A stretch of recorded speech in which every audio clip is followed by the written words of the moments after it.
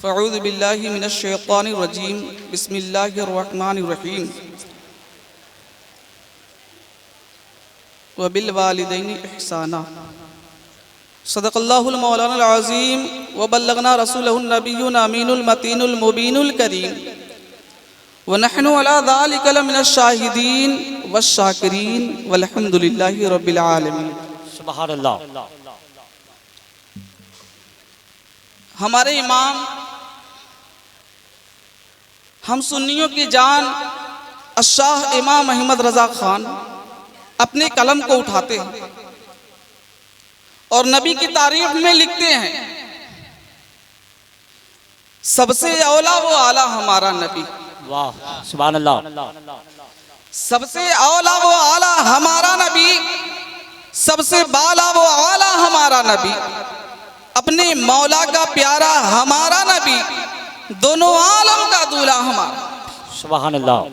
और आगे लिखते हैं, क्या खबर कितने तारे खिले छुप गए, क्या खबर कितने तारे खिले छुप गए, पर ना डूबे ना डूबा हमारा। सुबहानअल्लाह। और आगे लिखते हैं, गमज़दों को रजा मुज़्दा दीजिए कि है, गमज़दों को रजा मुज़्दा दीजिए कि है, बेकसों का सहारा हमारा नबी। वाह वाह वाह वाह। और यही पे बस नहीं, एक मकाम पे यूं इरशाद फरमाते हैं, वही रब है जिसने तुझको हमतन करम बनाया, वही रब है जिसने तुझको हमतन करम बनाया, हमें भीख मांगने को तेरा आस्था बताया, तुझे हम्द है खुदाया, तुझे हम्द है खुदाया। और उसके आगे लिखते हैं, यही बोले सिदरा वाले, यही बोले सिदरा वाले, चमने जहां के ताले सभी मैंने छान डाले, तेरे पाए का ना पाया, तुझे यक नयक बनाया, तुझे यक नयक बनाया। आला हजरत उस जात की तारीफ कर रहे हैं जिस जात ने जब अपनी उंगली को उठाया तो डूबा हुआ सूरज पलटा। आला हजरत उस जात की तारीफ फरमा रहे हैं जिस जात ने अपनी उंगली को उठाया, अपने उंगली से इशारा किया, चांद दो हिस्सों में तकसीम होता हुआ नजर आया। आला हजरत उस जात की तारीफ कर रहे हैं जिस जात के लुआबे दहन को सहाबाए कराम ने अपने बदन पे मल लिया तो कटा हुआ बाजू उसके जिस्म से मुत्तसिल हो गया। आला हजरत उस जात की तारीफ फरमा रहे हैं जिसको रब्बे कायनात ने कुरान अज़ीम में रहमतुल लिल आलमीन कहा, जो सैयदुल अंबिया है, जो इमामुल अंबिया है। आला हजरत उनकी तारीफ फरमा रहे हैं। आला हजरत उस जात की तारीफ कर रहे हैं जिस जात के चेहरे को सिद्दीक़ अकबर ने देखा तो कहा, या हबीबी या रसूल अल्लाह, मैंने आपसे ज्यादा हसीन और जमील किसी को नहीं देखा। आला हजरत उस जात की तारीफ कर रहे हैं जिस जात को फारूक आज़म ने देखा तो कहा, या हबीबी या रसूल अल्लाह, मैंने आपसे ज्यादा हसीन और जमील किसी को नहीं देखा। आला हजरत उस जात की तारीफ कर रहे हैं जिस जात को हजरत उस्मान गनी ने देखा तो कहा, या हबीबी या रसूल अल्लाह, मैंने आपसे ज्यादा हसीन और जमील किसी को नहीं देखा। आला हजरत उस जात की तारीफ कर रहे हैं जिस जात को हजरत फातिमा ज़हरा ने देखा तो उन्होंने कहा, या हबीबी या रसूल अल्लाह, मैंने आपसे ज्यादा खूबसूरत किसी को नहीं देखा। आला हजरत उस जात की तारीफ कर रहे हैं जिस जात को हजरत अबू हुरैरा ने देखा तो वो भी यही कहते हुए नजर आए, या हबीबी या रसूल अल्लाह, मैंने आपसे ज्यादा हसीन और जमील किसी को नहीं देखा, मैंने आपसे ज्यादा खूबसूरत किसी को नहीं पाया। ये वो जात है जिसके चेहरे को देखकर सिद्दीक़ अकबर ने कहा, या हबीबी या रसूल अल्लाह, मैंने आपसे ज्यादा खूबसूरत किसी को नहीं देखा। ये वो जात है जिसके चेहरे को हजरत उस्मान गनी ने देखा, फारूक आज़म ने देखा, उन्होंने कहा, या हबीबी या रसूल अल्लाह, मैंने आपसे ज्यादा खूबसूरत किसी को नहीं पाया, मैंने आपसे ज्यादा हसीन और जमील किसी को नहीं देखा।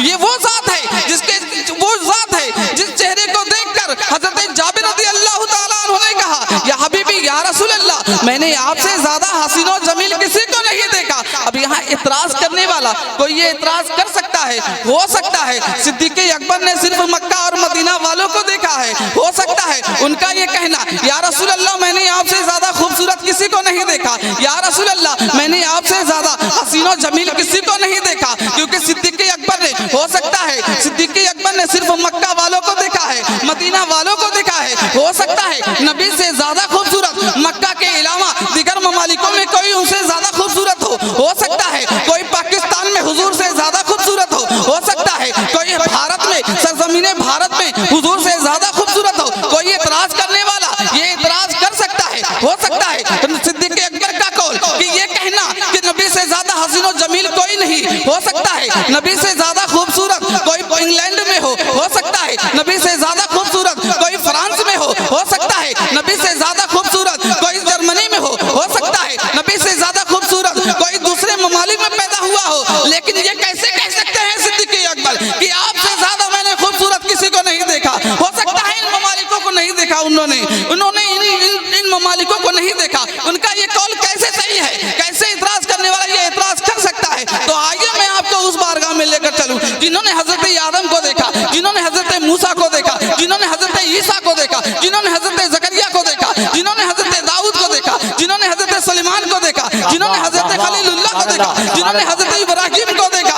आपका ये एतराज, और वो बारगाह ये है जिसको जिब्रील अमीन कहा जाता है, जिसको रूहुल अमीन कहा जाता है, उस बारगाह में मैं लेकर चलूं। आइए मैं अपने तालिम तसव्वुर में जिब्रील अमीन से ये सवाल अर्ज किया, ए जिब्रील अमीन आप ही बताए, आप ही बताए, हो सकता है नबी आपने हजरत आदम को देखा, आपने मूसा को देखा, उनके उम्मतियों को देखा, दाऊद को देखा, उनके उम्मतियों को देखा, इब्राहिम को देखा, उनके उम्मतियों को देखा, शीश को देखा, उनके उम्मतियों को देखा, आपने सबको देखा है। आपने हजरत आदम से लेकर हजरत ईसा से लेकर हजरत खातमुन नबीयीन उनके उम्मतियों को सभी लोगों को देखा है। आप ये बताएं नबी से ज्यादा आपने किसी को खूबसूरत पाया है कि नहीं? तो आला हजरत जिब्रील यमी के उसी ज़बाने आल को नक्श फरमाते हैं अपने शहर में और कहते हैं यही बोले सिदरा वाले चमने जहां के थाले, यही बोले सिदरा वाले चमने जहां के थाले, सभी मैं निशान डाले तेरे पाए का न पाया, तुझे एक न एक बनाया, तुझे एक न एक बनाया। नारे तकबीर, नारे रिसालत, उलमाए अहले सुन्नत, मसलके आला हजरत, फैजाने आला हजरत, नारे तकबीर, नारे रिसालत। तभी तो आला हजरत फरमाते हैं सबसे औला वो आला हमारा नबी, सबसे बाला वो आला हमारा नबी, अपने मौला का प्यारा हमारा नबी, दोनों आलम का दूल्हा हमारा नबी। और आगे लिखते हैं सारे अच्छों में अच्छा समझिए जिसे, सारे अच्छों में अच्छा समझिए जिसे, है उस अच्छे से अच्छा हमारा नबी। सुभान अल्लाह। एक मरतबा दुरूद शरीफ पढ़े अल्लाह सल्ली अला सय्यदना मौलाना मुहम्मदिन सल्लल्लाहु अलैहि वसल्लम।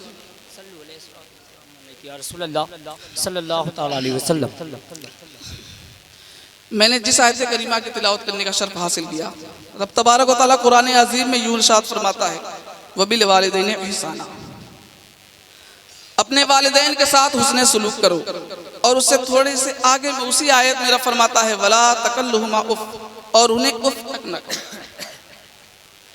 कुरान अजीम से रब्बे कायनात ये हुक्म दे रहा है अपने बंदों को कि अपने वालिदैन के साथ हुस्ने सुलूक करो, अच्छा व्यवहार करो, उनके साथ अच्छे तरीके से पेश आओ, अच्छा सुलूक करो, क्योंकि ये वो जरिया है कि जो काम नमाज ना कर सके, जो काम रोजा ना कर सके, जो काम हज ना कर सके, वो काम माँ की दुआएं कर दिया करते।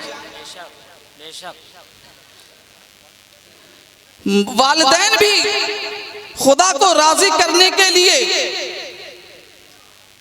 बहुत से असबाब में से एक सबब ये भी है कि वालिदैन खुदा को राजी करने का एक जरिया बने।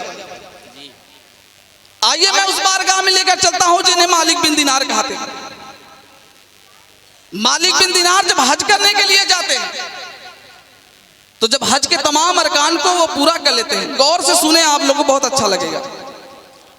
जब वो हज करने के लिए जाते हैं, हज के तमाम अरकान को मुकम्मल कर लेते हैं, तो फिर जब जाने का इरादा उनके साथी लोग कहते हैं ए मालिक बिन दिनार अब यहाँ से चला जाए, तो वो मालिक बिन दिनार कहते हैं नहीं नहीं, आज इसके बाद हो सकता है जिंदगी इंसान को मिले ना मिले, मैं इसके बाद जिंदा रहूं ना रहूं, आज आखिरी रात है, हो सकता है इसके बाद मैं इस बारगाह में दोबारा लौट के आ ना सकूं, इसलिए कम से कम एक रात आज और रुक जाने दिया जाए, अल्लाह को इस रात में राजी कर लिया जाए, अल्लाह के लिए ये दो आंसू बहा लिया जाए।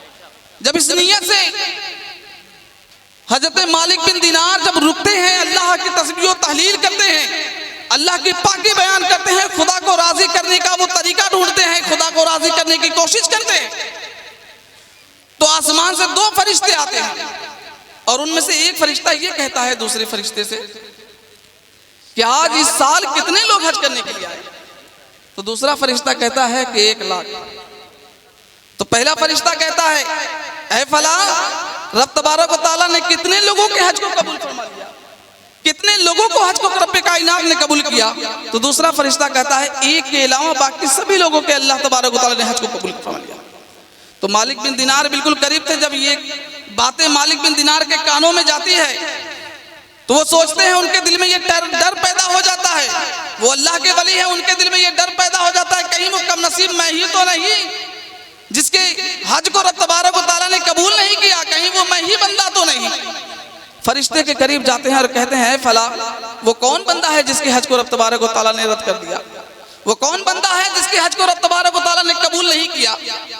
तो वो फरिश्ते कहते हैं वो फला फला जगह पे चला जा। एक इंसान बैठा हुआ जिसका नाम अब्दुल रहमान बिन सिरान है, जिसकी आंखें फूटी हुई हैं और बदन पांव वो हाथ से माजूर है, उसके हाथ भी कटे हुए हैं। उसका नाम अब्दुल रहमान बिन सिरान है, उसके पास चला जा। उसी बंदे के रब कायनात ने हज को कबूल नहीं फरमाया। जब इतना निशानदही वो फरिश्ते करते हैं तो मालिक बिन दिनार उसके अब्दुल रहमान बिन सिरान के करीब जाते हैं। करीब जाने के बाद कहते हैं अब्दुल रहमान बिन सिरान, सलाम अर्ज करते हैं, अस्सलाम वालेकुम, जवाब मिलता है। उसके बाद अब्दुल रहमान बिन सिरान उनके तरफ ताकते हुए कहते हैं, देखते हुए कहते हैं कहीं वो बंदा तो तू ही तो नहीं, कहीं तू ये तो कहने नहीं आया है कि अल्लाह तबारक व तआला ने मेरे हज को कबूल नहीं किया है, कहीं तू बंदा वही तो नहीं। मालिक बिन दिनार कहते हैं हाँ हाँ मैं वही बंदा हूँ, मुझे अल्लाह तबारक व तआला के जानिब से मिन जानिबिल्लाह ये बातें बताई गई है कि फला को जाके बता दे कि उसके हज को रब कायनात ने कबूल नहीं किया है। मैं तुझे इस बात की इत्तला देने आया हूँ। कौन सी ऐसी खता है जिसकी वजह से रब तबारक व तआला ने तेरे हज को कबूल नहीं किया है? आखिर तू कौन सी गलती करके बैठा है जिसकी वजह से अल्लाह तेरे हज को कबूल नहीं कर रहा है? तो अब्दुल रहमान बिन सिरान आंखों में आंसू लेकर कहते हैं ऐ फला, तू बहुत नेक बंदा लगता है, तू अल्लाह का वली मालूम होता है। किसी न किसी बंदे के जरिए अल्लाह तबारक व तआला मुझे ये पैगाम भिजवा देता है। मैं 7 साल से हज कर रहा हूँ, लेकिन अल्लाह तबारक व तआला किसी न किसी बंदे के जरिए हम तक ये पैगाम पहुंचवा देता है कि ए अब्दुल रहमान बिन सिरान, तेरे हज को अल्लाह ने कबूल नहीं किया है। आखिर कौन सी वजह है? मालिक बिन दिनार पूछते हैं तू 7 साल से हज कर रहा है, आखिर कौन सी वजह है जिसकी वजह से तेरे हज को रब तबारक व तआला 7 साल से कबूल नहीं फरमा रहा है? वो कौन सी वजह है, जरा बता तो सही। तो अब्दुल रहमान बिन सिरान के आंखों में आंसू आ जाते हैं और वो कहते हैं ऐ मालिक बिन दिनार, अगर तू उस तकलीफ को जानना चाहता है ना तो सुन, एक मेरी माँ है, एक मेरी माँ है जो मुझसे नाराज हो गई है, जो मुझसे खफा हो गई है, जिसकी वजह से अल्लाह तबारक व तआला मेरे हज को कबूल नहीं फरमा रहा है। 7 साल से मैं हज कर रहा हूँ, 7 साल से मैं हज कर रहा हूँ, लेकिन अल्लाह मेरे हज को कबूल नहीं कर रहा है। किसी न किसी बंदे के जरिए हम तक ये पैगाम पहुंचवा देता है ऐ अब्दुल रहमान बिन सिरान, तेरे हज को अल्लाह तबारक व तआला ने कबूल नहीं किया।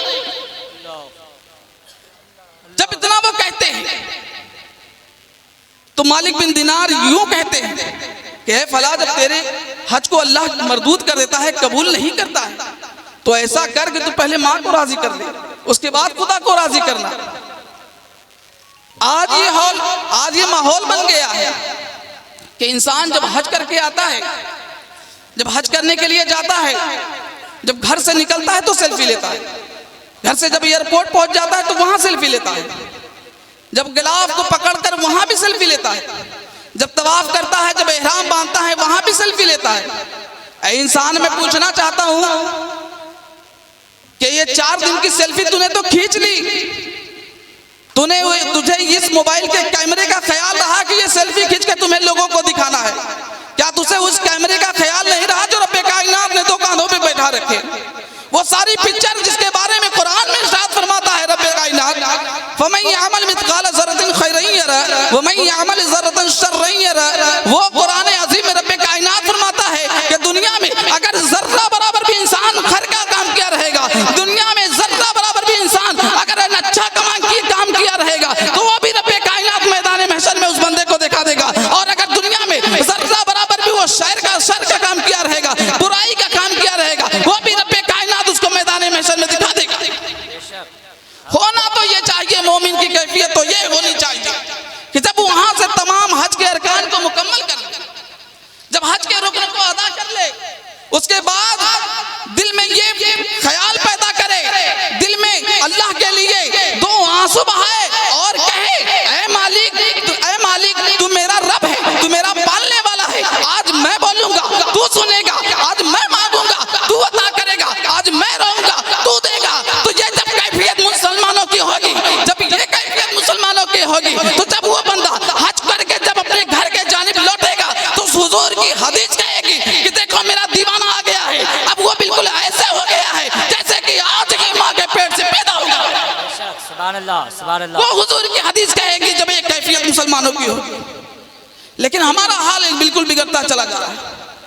आज मैं बता दूं कि हज को कबूल होने की एक बेहतरीन अलामत में बता दूं कि इंसान का हज कैसे कबूल होता है, ये कैसे पता करे कि हमारा हज कबूल हुआ कि नहीं। एक बेहतरीन सा नुस्खा ये है कि जब इंसान हज करने से पहले गुनाहों में मुब्तला था और हज करके जब लौटा फिर भी वही गुनाह वो बंदा करता रहा, तो समझ लेना कि उस बंदे की हज कबूल नहीं। अगर इंसान बारगाह इलाही में सजदा करे, नमाज पढ़े, उसके बावजूद भी दुनिया जब मस्जिद से बाहर निकले झूठ बोले, चोरी करे, चुगली करे, लोगों के माल पर बदनजरी करे, तो समझ लेना उस बंदे की नमाज कबूल नहीं हुई। क्योंकि कुरान तो ये चाहता है, इन्ना सलात तन्हा अनिल फहशाई वल मुनकर, बेशक नमाज पे हयाई और बुरी बातों से रोकती है, लेकिन इंसान नमाज पढ़ने के बावजूद भी अगर बुराई से नहीं रुका तो समझ लेना कि कमा हक उसकी नमाज उसको फायदा नहीं पड़ेगी। जरा सोचे तो सही।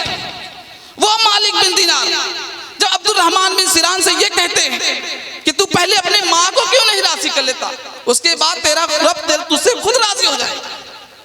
तो जब अब्दुर्रहमान बिन सिरान को जब मालिक बिन दिनार ये कहते हैं तो अब्दुर्रहमान बिन सिरान कहते हैं, ऐ फला मेरी माँ मुझसे बहुत खफा है, मुझसे बहुत नाराज है, मेरे चेहरे को देखना पसंद नहीं करती, बता तो सही मैं कैसे जाऊं अपने माँ के पास। तो अब्दुर्रहमान बिन सिरान कहते हैं, मैं लेकर जाऊंगा, मैं तुझे लेकर जाऊंगा, मैं तेरी गलतियों का तुझे एहसास दिलाऊंगा और तेरी माँ से तुम्हारे लिए बख्शिश की दुआ करूंगा, तुझे माफ करने के दरिया। तो मालिक बिन दिनार जब ये कहते हैं तो अब्दुर्रहमान बिन सिरान ये कहते हुए नजर आते हैं, हाथों को पकड़कर आंखों में आंसू लेकर कहते हैं, अब्दुर्रहमान बिन सिरान अगर तू मुझ पर ये एहसान कर देगा तो मैं क़यामत तक तेरे एहसान को नहीं भूलूंगा, अगर तू मेरी माँ को मना लेगा तो मैं तेरा क़यामत तक ये एहसान नहीं भूलूंगा। तो जब इतना कहना था तो अब्दुर्रहमान बिन सिरान से ये वादा करके मालिक बिन दिनार निकलते हैं। जब मालिक बिन दिनार निकलने लगते हैं तो पहले पूछते हैं, बता तो सही मैं तेरी माँ को पहचानूंगा कैसे, तेरी माँ मिलेगी कहाँ। तो अब्दुर्रहमान बिन सिरान कहते हुए नजर आते हैं कि फला जगह चला जा, खेमा लोगों का लगा हुआ, एक खेमा वहां पर ऐसा भी तुझे मिलेगा जिस खेमे में आधी रात को चिराग रोशन होगा और उस खेमे से कुरान की तिलावत की आवाज आ रही है। जिस खेमे में ये समझ लेना कि ये बातें पाई जा रही हैं, उस खेमे में मेरी माँ है और मेरी माँ ही कुरान की तिलावत कर रही है। जब ये इलामत वो बताते हैं, ये निशानियां जब बताते हैं तो अब्दुर्रहमान बिन सिरान के जब इस निशानियों को बताने के बाद मालिक बिन दिनार वहां पहुंचते हैं। जब पहुंचते हैं वहां पर देखते हैं कि एक खेमा ऐसा है जिसमें कुरान की आवाज आ रही है, एक खेमा ऐसा है जिसमें चिराग रोशन है, एक खेमा ऐसा है जिसमें अल्लाह की तस्बीह और तहलील की जा रही है, एक खेमा ऐसा है जिसमें रब की इबादत में एक औरत की आवाज उसके इबादत में मशरूफ और मशगूल है। वो खेमा जब खेमे के पास जाते हैं और वहां सलाम अर्ज करते हैं, कहते हैं ऐ फला अस्सलाम वालेकुम, जब सलाम अर्ज करते हैं तो खेमे से ये जवाब मिलता है वालेकुम अस्सलाम। उसके बाद मालिक बिन दिनार उस खेमे के खवातीन से इजाजत तलब करते हैं कि अगर तू इजाजत दे दे तो मैं अंदर आ जाऊं। जब इजाजत तलब करते हैं वो खातून इजाजत देती है और जब उनके पास मालिक बिन दिनार जब पहुंचते हैं तो कहते हैं, ऐ फला ऐ खातून ये तो बता क्या तेरा कोई बेटा है, तू अकेले हज करने आई है। तो वो औरत रोने लगती है, कहती है कि मेरा एक बेटा है जो 7 साल से मुझसे दूर हो गया है। तो मालिक बिन दिनार ये कहते हुए नजर आते हैं, कहते हैं ऐ फला ऐ बूढ़ी माँ तू अपने बेटे को बुला क्यों नहीं लेती, क्यों नाराज हो गया है तेरा बेटा, क्यों तुझे छोड़कर तेरा बेटा चला गया। तो बूढ़ी माँ उसके हाथ को पकड़ के कहती है, ऐ फला तू कौन है? तो मालिक बिन दिनार कहते मैं रसूल की हदीस सुनाता हूँ लोगों को, और मैं लोगों को कुरान और हदीस की बातें बताता हूँ। तो उसकी वो बूढ़ी औरत कहती है अगर ऐसी बात है, अगर तू इतना नेक है तो जा मेरे बेटे को ढूंढ कर ला। अगर तू मेरे बेटे को ढूंढ कर ला देगा ना तो मैं तेरा एहसान कभी नहीं भूलूंगी। जब ये वादा करके मालिक बिन दिनार वहां से निकलते हैं तो अब्दुल रहमान बिन सिरान के पास जाते हैं और कहते हैं, मुस्कुराते हुए कहते हैं, अरे अब्दुल रहमान बिन सिरान, आज मैंने तेरी माँ से मुलाकात करके आ रहा हूँ। आज तेरी माँ मुझसे मान गई है, बोली है कि मेरे बेटे को ढूंढ कर ला। मैं तेरी माँ को मना कर आ गया हूँ, आप चल यहाँ से। तो अब्दुल रहमान बिन सिरान को जब हाथों को पकड़ते हैं, मालिक बिन दिनार लेकर जब उस खेमे के पास पहुंचते हैं और कहते हैं, ऐ माँ, ऐ खातून, देख मैं तेरे बेटे को लेकर आया हूँ। जब ये आवाज उस माँ के कानों में पहुंचती है तो कहती है, ऐ अब्दुल रहमान बिन सिरान, तो अब्दुल रहमान बिन सिरान तू क्यों आ गया है? मैं तुझसे बहुत नफरत करती हूँ, मैं तुझसे बहुत गुस्सा हूँ, मैं तुझसे बहुत नाराज हूँ। तू मेरी निगाहों से और चलो जा, तू मेरी निगाहों से दूर भाग जा। जब इतना कहती है तो मालिक बिन दिनार की आंखों में आंसू आ जाते हैं। बेटा अब्दुल रहमान बिन सिरान, लेकिन आंसू अब मालिक बिन दिनार की आंखों में, और वो कहते हैं, ऐ अब्दुल रहमान बिन सिरान तो कौन सी खता करके बैठा है, तो कौन सी गलती करके बैठा है? अभी इससे पहले मैं आया था तो तेरी माँ की ये कैफियत न थी, तेरी माँ के दिल के हालात ऐसे न थे, लेकिन तेरी आवाज को सुनकर, तेरे दस्तक देने के बाद जब तेरी आवाज को मैंने उनके कानों तक पहुंचाया तो वो माँ के अंदर कलेजा क्यों फट गया? कौन सी ऐसी गलती करके बैठा है जिसकी वजह से तेरी माँ तुझसे इतनी नाराज है? जरा सोचे तो सही, एक माँ जब इंसान नाराज हो जाए, जब माँ नाराज हो जाए तो अल्लाह उसकी इबादतों को कबूल नहीं करता। जब इंसान की माँ नाराज हो जाए तो वो सजदा करके सजदे में सर रख के मर जाए, वो पूरी जिंदगी हज करता रहे, नेक अमाल करता रहे, तमाम इबादतों को रब्बे कायनात उसके मुंह पे मार देता है। और जरा सोचो तो सही, जिसकी माँ नाराज हो जाए उसके मैदाने महशर में बख्शिश कौन कराएगा? एक ही तो वसीला हमारे पास है जो मोहम्मद रसूलुल्लाह है। अगर वो नाराज हो गए माँ के नाराज होने की वजह से तो हमारी बख्शिश कौन कराएगा? हम न यहाँ के रहेंगे न वहां के रहेंगे, हमारी दुनिया भी बर्बाद हो जाएगी और आखिरत भी बर्बाद हो जाएगी। और वो कौन लोग हैं जो कहते हैं कि माँ की बारगाह में अगर कोई खता कर ले तो इंसान माँ माफ न करे? वो माँ भी माफ करती है, क्योंकि माँ के दिल में एक माँ का दिल है। बाप भी अपने बेटे से बहुत प्यार करता है, लेकिन वो जानता है कि अगर बेटे पे मुसीबत आएगी या घर में कोई बला आ जाए तो बाप इसलिए नहीं रोता क्योंकि जानता है कि घर की हिम्मत मुझसे मुत्तसिल है। अगर मैं रो दूंगा तो घर को संभालेगा कौन? लेकिन माँ छोटी छोटी बातों पे रो दिया करती है। वजह क्या है कि माँ के पास माँ का दिल है। वो बच्चों के बारे में इतने नॉर्मल हुआ करती है, इतने मुलायम हुआ करते हैं कि बच्चों पर थोड़ी सी तकलीफ आए तो मारो नहीं लगती है। जरा सोचे तो सही, बस कौन लोग हैं जो कहते हैं माँ माफ नहीं करती? जब माँ, जरा सोचे कभी अगर आधी रात को अगर माँ के पास या बाप के पास अगर कोई इंसान बड़ी से बड़ी गलती करके अगर आधी रात को जाकर पैर दबा दे, दो आंसू गिराकर और दो आंसू गिरा दे, जब बाप की आंखें खुलेंगी तो फौरन बेटे से पूछेगा, कसम खुदा के यही जुमला निकलेगा बाप के जुबान से कि बेटा तू इतनी रात को क्यों आया है? आखिर कौन सी चीज है जिसकी वजह से तू मेरे पास आया है? अगर वो बेटा बिल्कुल रोते हुए अगर ये कह दे कि बाप मैं तेरा गुस्ताख हूं, मैंने तुझे नाराज किया, अगर इतना वो बच्चा अपने बाप के सामने कह दे तो बाप सीने से लगा कर कहेगा, बेटा मैंने तुझे उसी दिन माफ कर दिया, पहले ये दिन रब की रजा के लिए तुझे माफ कर दिया। जरा सोचे तो सही, वो माँ जिस माँ के दिल को इंसान दुखा ले लेकिन फिर भी माँ माफ कर दे। और जरा सोचे तो सही, माँ तो माँ है, 70 माँओं से ज्यादा वो रब जो तुझे प्यार करता है वो रब तुम्हारी बख्शिश करेगा कि नहीं? लेकिन जब पकड़ पे आएगा, जहाँ रब्बे कायनात रहमान और रहीम है तो वहाँ गफ्फार और सत्तार भी है।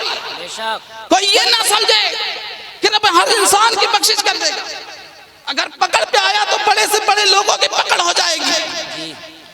वो माँ मालिक बिन दिनार जब ये बातें कहते हैं, ए अब्दुल रहमान बिन सिरान तू कौन सी खता करके आया, कौन सी गलती करके आया है।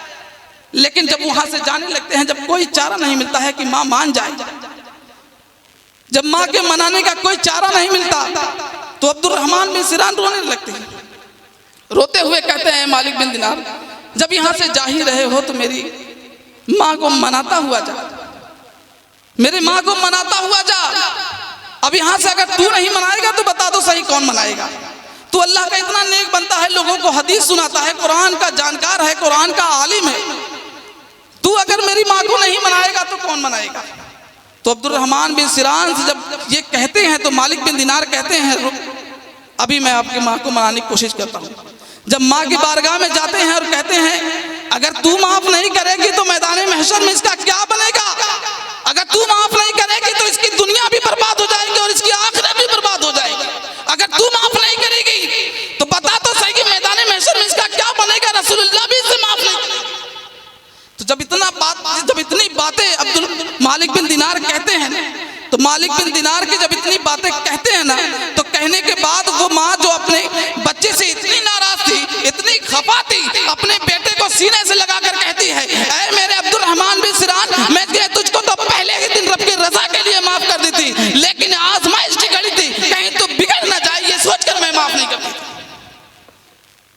आज अगर मोहल्ले में अपने छोटे से अगर बड़े से बड़े जो ज़ईफ हो, जिसके सर के बाल पक गए हो, दाढ़ी पक गए हो, जिसकी भवें भी पक गई हो, दांत मुंह से गिर चुके हो, अगर उसके भी करीब अगर इंसान जाकर कहे, करीब जाकर सलाम अर्ज करे और दो बातें कहे, उसके बाद कहे बाबा बताएं तो सही माँ की याद आती है कि नहीं।